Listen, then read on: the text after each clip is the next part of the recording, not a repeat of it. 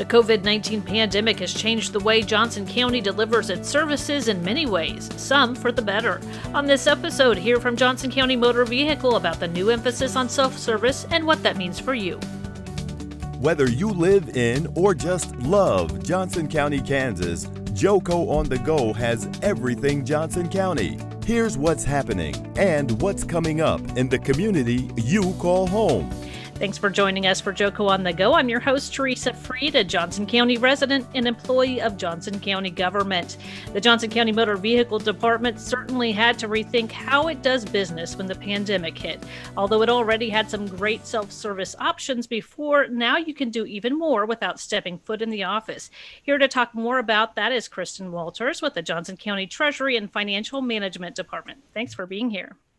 Thank you for having me, Teresa. All right. Well, first off, just tell us a little bit about your role with the county.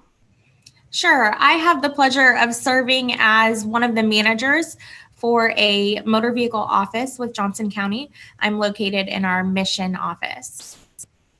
Okay.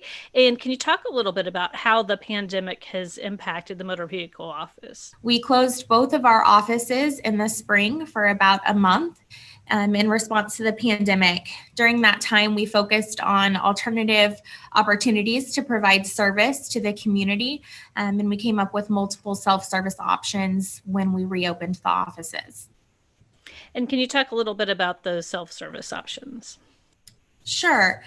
Johnson County was able to create a title drop-off service that allowed residents to avoid the wait in line at the office and instead submit their documentation and application for titling their motor vehicle through drop boxes located outside of the motor vehicle offices. And I assume those are very secure. Can you talk about that? Yes, they certainly are. There's a drop box located outside of the Olathe office as well as one outside of the Mission office. They are secure and locked, and they also are video recorded for surveillance as well. So they're checked daily, and we make sure that we have processes in place to keep the documentation secure. So can you talk a little bit about what kinds of documents can be dropped off in those locations and which ones have to actually come physically into the office? Yes, almost anything can be either mailed in or dropped in the drop box. Of course, titling of vehicles are the applications that we receive the most for recently purchased or newly purchased vehicles. We also can accept registration renewals, lien releases, applications for handicap placards, and sold vehicle refunds.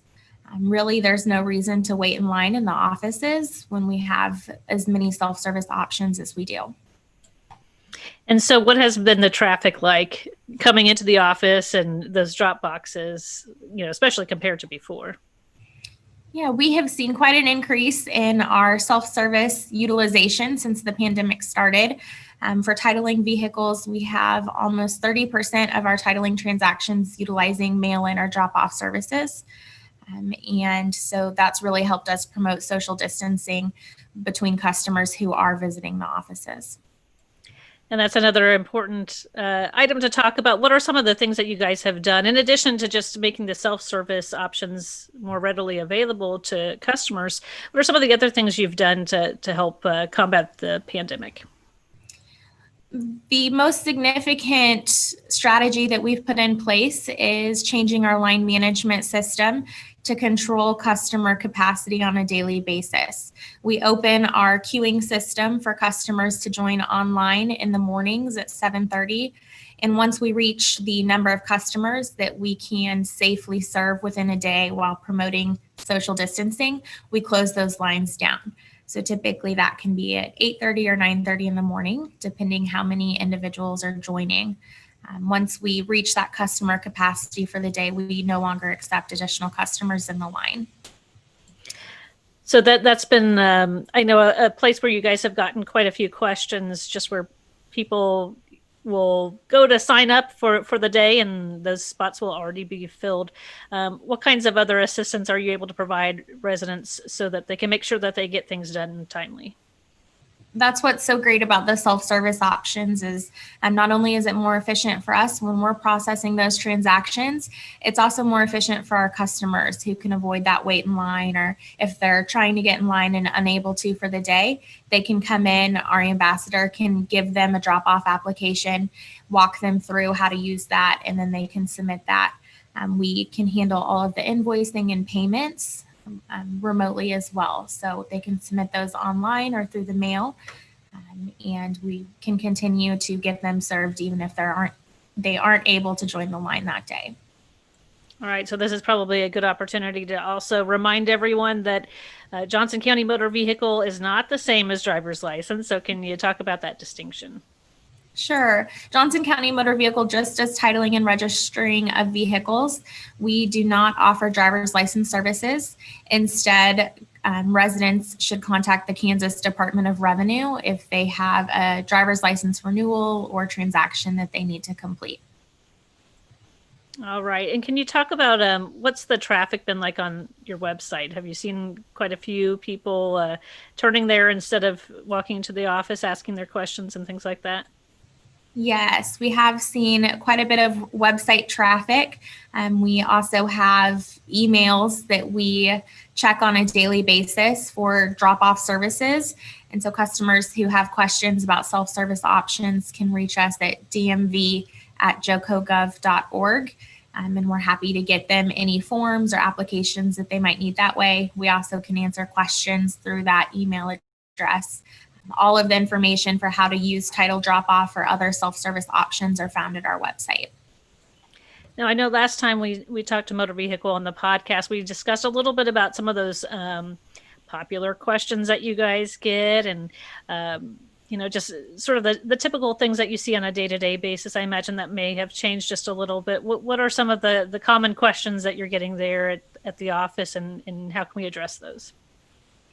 Sure. I think the most common questions are how do we complete a certain transaction, usually titling of a vehicle. And so we encourage you to visit our website and look at the title drop-off application. It walks you through exactly what documentation you need to complete, how to get that submitted, and how your invoicing and payment will be received. And we also have a lot of questions about how to complete handicap placards, how to get 60-day permits. And so, again, all of that information is on our website. And just out of curiosity, with the pandemic, it seems like maybe car buying is down. Are you seeing some of that, or maybe that's not the case at all? What are you seeing in terms of trends? Not as much as we expected to. We have actually been fairly busy. We typically see our transaction volume slow down in December, and we have been as busy as ever for this month. So we think that folks are still trying to catch up from transactions they weren't able to complete during office closures or during the governor's extension for titling and registering. So our offices are still busy, and we're still here happy to help residents. And you mentioned catching up. I know that the offices were closed temporarily on Monday, so you guys could catch back up. Can you talk a little bit about why that was done and how you guys were still serving the public during that time? Sure. This fall, we did make the decision to close on Mondays so that we could catch up on the title backlog from our offices being closed in the spring. We were able to catch up on quite a bit of that backlog. We also had just opened the title drop-off service, and that resulted in a high volume of transactions that were being submitted. We were able to dedicate all of our staff for a full day each week to complete those transactions and get caught up on that backlog.